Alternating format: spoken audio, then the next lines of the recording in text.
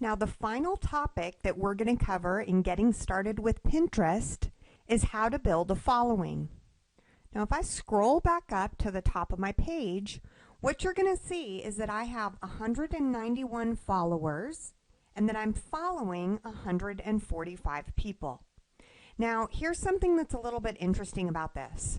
Pinterest has a very unique way of automatically selecting people that you're going to follow and that are going to follow you.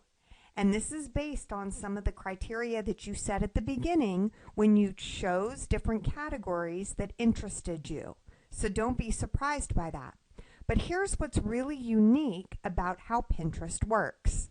While you can see here that I have 191 people following me, that refers to me and my account, my Pinterest account as a whole. Let's click on the Perfecting Pinterest board for just 1 second. And what I want you to see is that this board actually has 204 followers. So you can follow a specific board, or you can follow a specific person and then follow all of the boards that they have underneath them. You can do it both ways. So when you're building your following, you want to look at both people to follow as well as specific boards that you want to follow. So who should you follow? Well, for starters, anyone that repins you or comments on your posts or interacts with you, you want to start by following them. Obviously, they liked your content enough to engage with you, so you want to respond accordingly so that that audience continues to grow and expand. You also want to look for people within your specific target audience that you can follow.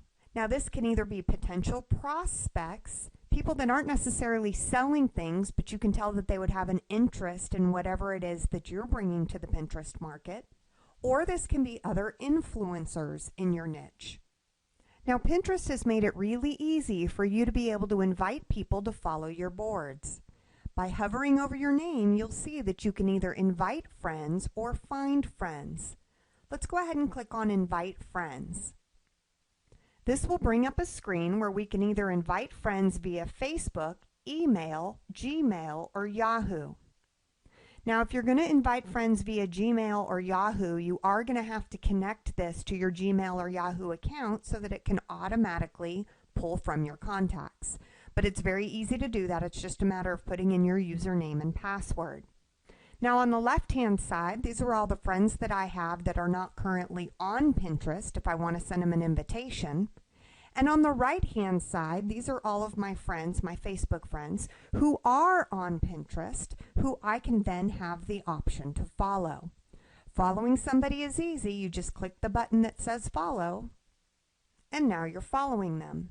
Now, when you click this button to follow them, that's going to mean that you are following all of their boards as opposed to just specific boards. So just keep that in mind. When you follow a person, you're following all of their boards.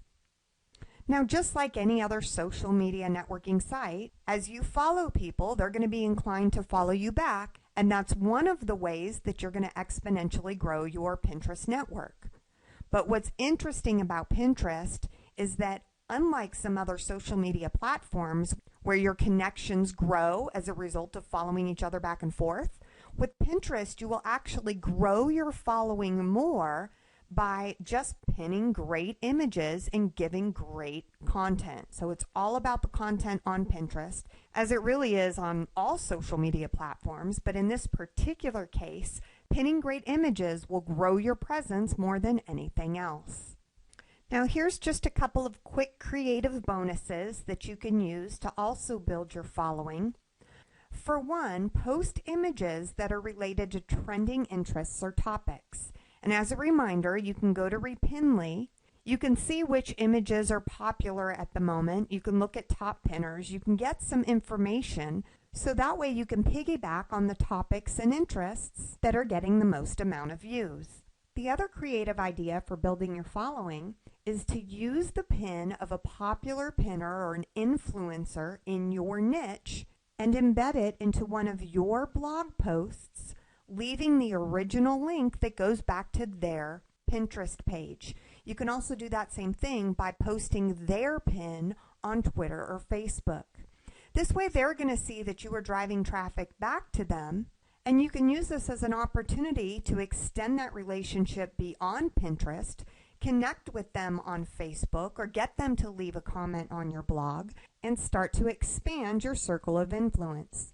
Remember, with any social media platform, you don't want to limit yourself just to the platform that you're on. You want to leverage your presence on that platform to be able to cross-pollinate with your other audiences in other places. And the last tip that I want to leave you with in this section is to just make sure that you're consistent. If you are consistently posting pins on Pinterest, you're consistently showing that you're going to be posting images and content of value, then you're going to see your popularity on Pinterest start to grow and expand exponentially.